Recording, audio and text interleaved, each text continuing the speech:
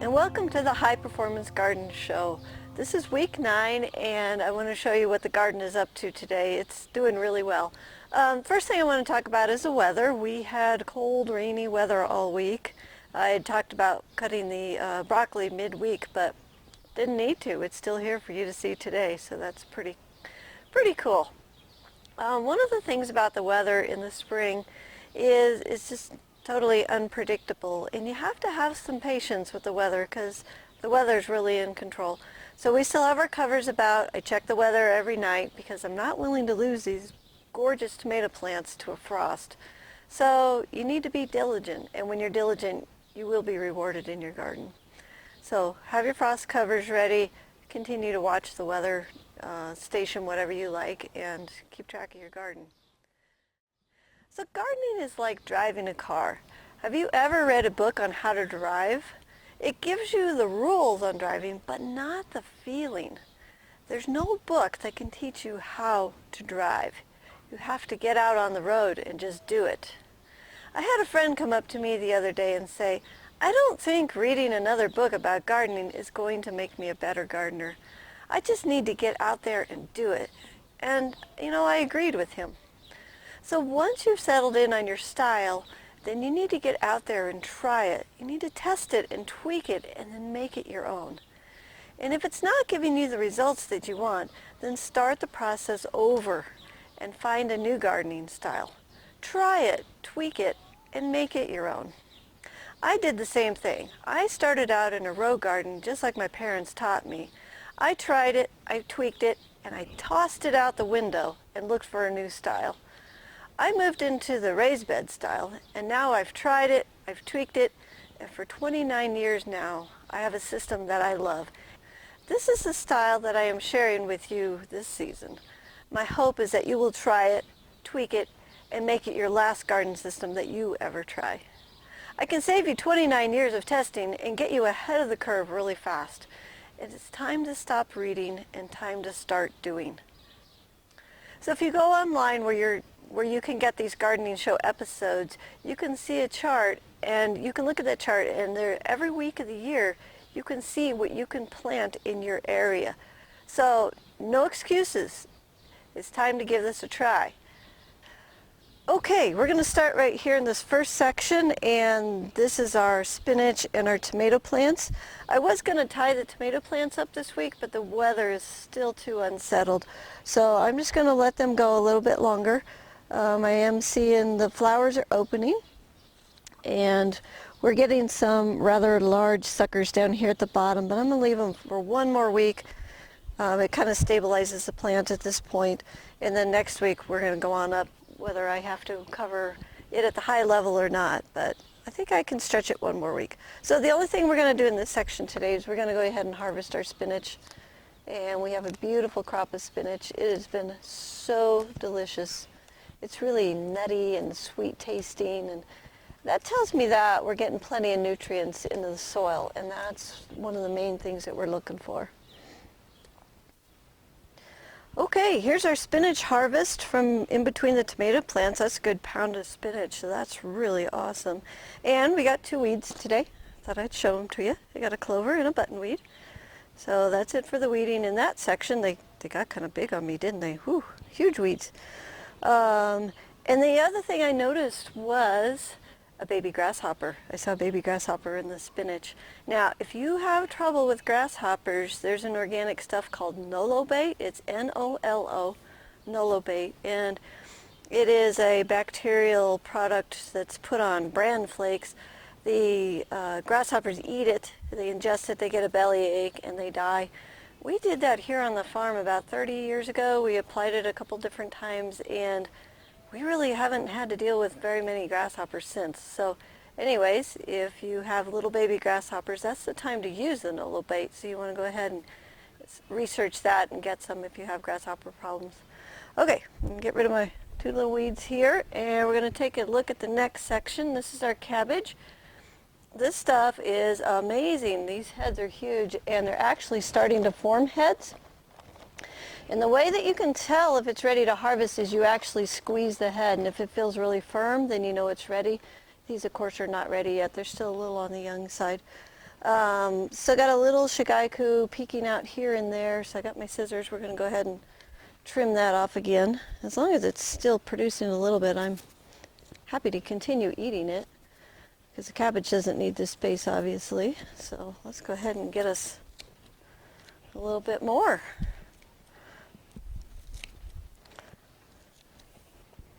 Okay, here's the shigaiku that I could get from between the cabbages. I went all the way around the whole side, but that's really pretty good. There's another meal, so we'll take it.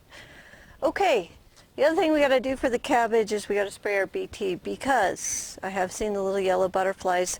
I look on the back sides of these leaves, and I'm looking for little clusters of white eggs. I have not seen them yet, but we're going to do this just in case I don't see them. It doesn't hurt anything. It protects it very well. Very easy to apply. And that's about it. That's all we have to do to keep our cabbage from being just chewed to pieces. Okay, moving on down. This is our cucumber section. And these are growing quite well despite the cold weather. I mean, we've had nights down low 30s almost every night. So I've had my covers on, and they've done quite well. These also, we'll trellis them up. We're not quite ready to do that yet. So we'll just let them hang out. They're doing just fine. I am seeing some flower buds coming down inside here, so we might have a cucumber to eat here in about 2 weeks. As soon as this weather straightens up and we get a warm spell, these things are going to go nuts. I've seen them grow they'll grow like a foot a week easily. They can really push. Right now they're just hugging the ground trying to stay warm. Back here is our carrots. They're looking great. There's really nothing I need to do. I got my mulch on, so I'm not having to weed. And that section's just pretty doggone easy. Okay, moving on down. This is our spinach and our zucchinis. And this again, it's a warm weather plant, and it is, I can see some buds down in here, but it's not quite ready to bloom. There again, when the weather turns nice on us, you will see this thing just explode, and the spinach plants will be covered over quite nicely by the zucchini. So, but for today, I have spinach that I can harvest. So I'm going to go ahead and get in here and get what I can when I can. So, in any of the excess spinach, go ahead and put it in the freezer and save it for when it's really hot in the summer and you can't grow any. Okay, here is our spinach harvest from the zucchini patch. There's probably a pound, maybe pound and a half, so that's really awesome. I'll get a little bit more in the freezer. Now the last thing that I want to do here is I want to start looking on the back sides of these leaves for the little golden BBs. And those are the eggs from the squash bugs. It's really important to keep up with that. I am not seeing anything at all. There'll be just little clusters on the back sides. And everything looks good. So every week we want to go through our environmental factors. Light we've already taken care of because of where we put the garden. We're looking for our bugs, big and small. We're doing our fertilizers, which we already took care of last week. And then we, of course, have our watering, and we do that daily. So when we're harvesting, then it's a great time to check for our bugs.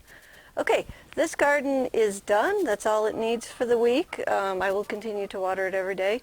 And we'll move over to the other garden.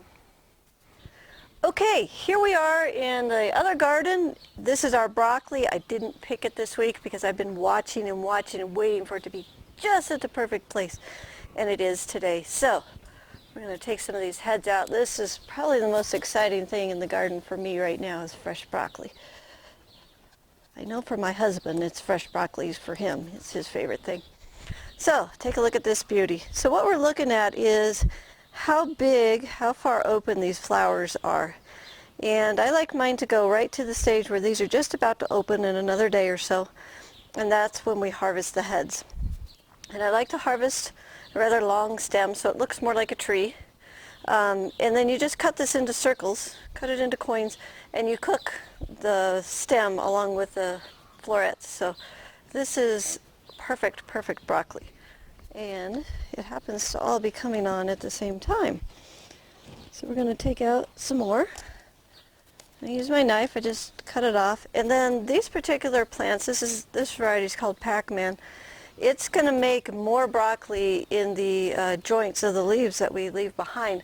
So we're actually going to be picking broccoli the entire season off this garden. So it's not just a one-time deal. You get one big head, and then we'll get a whole bunches of little heads. So we'll get as much production off the plants every week as we do with the big heads. So you'll see that continue, which is why I like this variety. This one here is still just slightly tight. It can get just a little bit bigger, so I'm going to leave this one. Let's see if it'll go another 3 days on me. This one over here is ready to come off. And you'll learn by experience. Once a few of these bolt up into flowers, you'll be like, oh, okay, I should have picked it yesterday. But it's okay, still eat it because the flowers are delicious. So don't waste it just because it flowered on you. Okay, that one's still tight. And this one, I think I better take it today. And that'll give us enough for dinner because that gives us 4 heads. Okay, so we got 4 of these today. So that's a pretty good haul. The other thing I want to look at is our turnips. Now we're going to put the onions in around and they're just about ready to go. But I do want to harvest these turnips. So what I'm going to do is harvest half of them this week and half of them next week. And then we'll plant our onions next week. So remember, on the turnips, we can eat the tops and the bottoms. So I'm going to come through here and just pull out the bigger ones. Look at that beauty. Oh, such good food. Okay, I'll get this one too because I knocked it loose. It's just a little guy. Okay. Ooh, there's a really big one.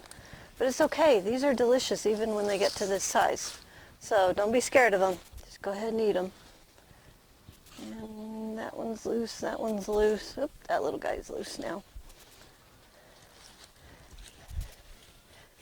Okay, let's see, let's get some of these out.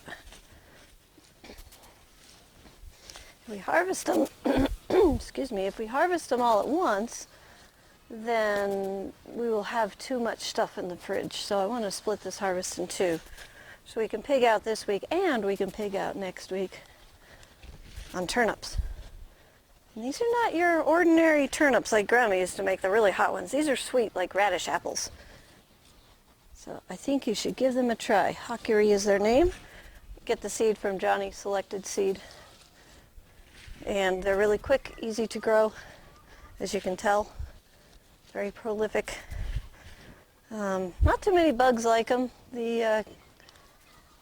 The cabbage looper will get on them, but we'll spray that for BT, so we won't have to worry about it. Okay, another beautiful harvest. I'm going to grab my BT bottle. And I think we'll hold off just a minute on the BT until we get the kale harvested. The kale is also another one that we're going to want to put the BT on. And turnips done, starting right into kale. And you notice the leaves are still nice and small. That's because we planted close together, and we're harvesting once a week.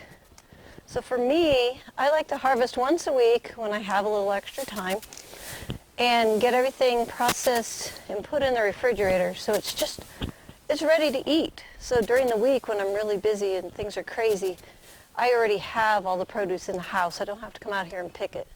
Now for some other people, they just like to run out and pick it whenever it's ready, or whenever they're going to put a meal on.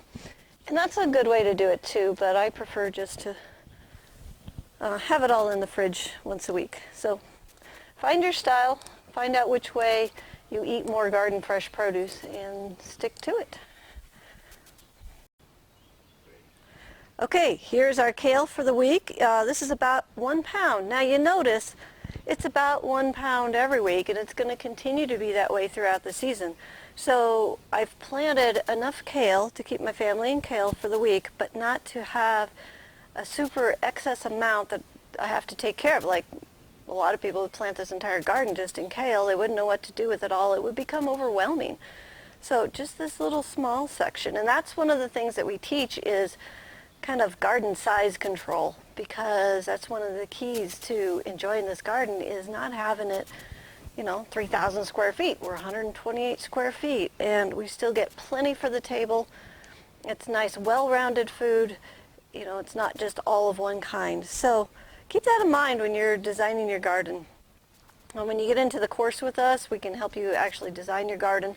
We'll help you pick out how much of what you eat, and help you figure out, well, how much of what do I plant? Because that's always a key question is, how many tomatoes, how many broccoli plants, how many zucchini plants? So we can give you help in that department. But this is what I like. I want control over the volume that I'm getting, and I want it to be consistent every week.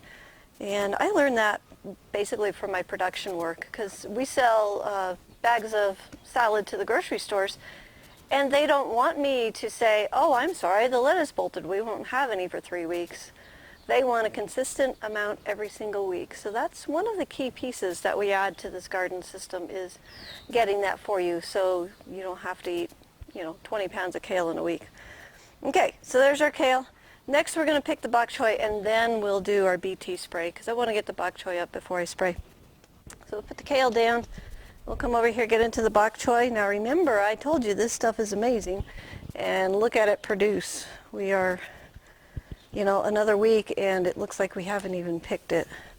So this stuff is amazing. We are getting a little excess of this right now, but I'm packing it away in the freezer because I want to have some in the winter when this garden is dormant. So for me, this is the right amount, so I can have some for the freezer. Man, look at this delicious stuff. You can have this at home too.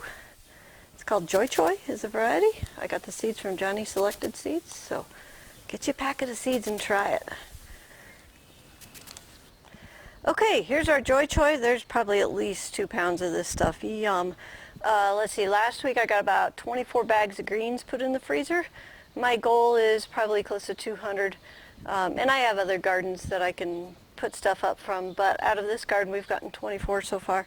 And this would make another, I would eat half of this and freeze half. So that'll get some more in the freezer for us. Okay, BT. Don't want little caterpillars. I don't want them on my broccoli. So we will take care of that right now. And I don't want them on my kale. And I don't want them on my Joy Joy. If they're starting to bother you a lot, do your BT twice a week. I only have to do it once a week here. So not too terribly bad. There. That's all it takes. Now, we're going to come on down to the Swiss chard. The little butterflies don't bother the Swiss chard. Mostly it's leaf miner. I have not seen leaf miner yet, but I am looking for it. And that's where you start to see just these little squiggly lines down inside the leaves. So when I find one, I'll show it to you. But anyhow, we're just going to harvest. It's a beautiful, easy garden. Produces just enough, but not too much. And it's controllable because it's so small. We just need to know a few tricks and some good fertilizing techniques, and voila, you got it. And you get these beautiful harvests. Okay, here's our Swiss chard for the week. There's about a half a pound there, which is perfect. We will eat that this week. One of the things about picking the leaves once a week and not having a whole bunch of excess is it takes about 3 weeks for a bug egg to hatch into a bug that's going to like destroy your plant. And so if I'm picking the leaves every week, then I'm eliminating the chance of having the bugs sticking around and causing trouble. So this is one way to prevent some of the bugs from attacking your plants. With that being said, we move down here to the beets. Now these are, well, there's beets about this big in here, and I'm not ready to pull those yet. But what you'll see is we'll deal with more leaf miner in the beets than we do in the Swiss chard, because the beet leaves are here longer, because we're working on forming the root down underneath there, and they need the energy from the tops. So we're not going to harvest the tops, but you'll probably see a little later in the season that we'll be having to clear some of the top material off because of the leaf miner that gets in there. It's just one of the hazards of the game here. As far as our squash, I got 2 on this side that are doing really well. I got the one big one there. He's just going to town, and there's 2 little ones up there. We still got plenty of season left. I know as soon as this weather turns, the soil's going to warm up, and I'll probably go ahead and reseed one more time, which is fine. Or I'll put a few seeds in a pot and then we'll transplant in. So we're going to hold off on the winter squash just a little bit. The beets are fine. And I've been looking for weeds. I've been looking for eggs on the back sides, and, you know, the little clusters of white eggs. Not seeing them yet. That's probably from the cold weather. This time of year we could have more bugs or less bugs depending on the weather. So I think the bugs are holding off a little bit too. So that's good. We'll just let that one go, and we're going to go on down to the lettuce. And this is our section that we planted last week, and I'm seeing some new little plants coming up. So this is doing well. If the weather gets hot and you're having trouble germinate, make sure that you mulch on top, and then just water this twice a day. Just come out in the morning with your water can, squirt it, and then squirt it in the evening, and that should get it to come up. The rest of the lettuce is looking great. We're going to go ahead and get a harvest, and we'll start with these beautiful reds right here. Okay, here's our lettuce harvest for the week. There's probably about 1.5 pounds here would be my guess. So what I'm going to do is I'm going to get enough for our family this week, and then I'm going to make a couple extra bags and go take them to my friends so I can talk about the garden and share my stories with them.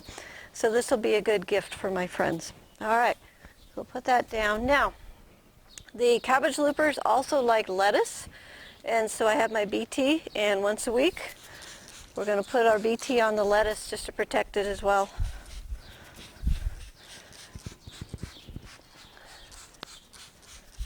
Just like that. That's about all it takes. The little lettuce seedlings, I'm just going to let those go ahead and continue coming up. They seem to be getting enough moisture, so I'm not going to worry about that. So we're ready to take a look at our harvest. So let's go see what we got this week. Okay, we weighed our harvest, and it was another amazing harvest, which I love about this garden. The spinach, there was 3 pounds. The shigaiku, there was 1/2 pound. The turnips, there was 2.25 pounds. The turnip greens, there was 1.16 pounds. The kale, there was 0.5 pounds. The joy choy, there was 2.26 pounds. And the Swiss chard, there was 0.66 pounds. The lettuce, we had 1.55 pounds, and the broccoli, there was 1 pound, so actually 1.06 pounds. Our scale goes to the hundredth, so we can weigh tiny, tiny amounts. So, great, great harvest. Our total for the week was $95.69, and I believe that pushes us up over the $300 mark for the savings that this garden has created for our farm already this year. So, yay garden. So wow, what an amazing harvest we had. And I want you to notice how hard I'm working in this garden. You are seeing everything that happens in this garden except for the daily watering. I have to keep up with that every day. This garden is a total joy to be in, and it gives me many delicious rewards. But the garden also gives me more than just food. The 8th gift that my garden gives me is life. My garden and I together create the perfect nutrients to support life. My organic garden is teeming with life that passes life on to me and my family. The molecules that grow in my vegetables become the molecules that become me, my husband, my children, and occasionally the dog. Once in a while the dog will eat my carrots. So this is time for you to go out and pick your garden style, give it a test drive, and see how it performs. If you like our style, then join us in a course and get the details you need to get started right away. So do you know of other people who are struggling with their current garden style? The clues would be whining, tons of weeds, and really low production. If you do see people who are struggling with their garden, please pass along our link to the show, and we will get them up to speed and going in a new garden style in no time. When they sign up for the show, they will get the past episodes so they can catch up with us. And they can also look up their growing area to see when they can start growing some things in their location. So it's time to share the gift of an easy, productive gardening system with other struggling gardeners. So I would also like to invite you to come see this garden in person. So we are opening up for tours May 6th through October 30th, Thursday through Sundays. Monday, Tuesdays, and Wednesday we're in full harvest mode and we don't have time for tours. But when you come Thursday through Sunday, you can see the farm, the animals, and the garden. So it's going to be a good time. So if you're traveling along I-70, just come on down to our little neck of the woods. You'll be really happy that you did. If you need some details, go to the website. We can get you some details there. Until next time, may your garden be easy, fun, productive, and always organic.